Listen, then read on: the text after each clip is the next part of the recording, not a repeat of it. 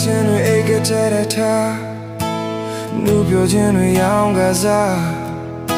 ချစ်တော်သူများကိုဝေကနေလွင်ရအထီးကျန်ခြင်းကိုခဏမေးထားကြုံတွေ့နေရပြီလောကတန်တရားဒီခံခြင်းသာကောင်းစိုးရမဟုတ်လားမနာမြခဝါချာကိုချင်းစာမိတဲ့တိုင်းတစ်ပါးရောက်သူများရင်ဆိုင်တဲ့ဒီလိုခက်ခဲတွေတော်ရမှာ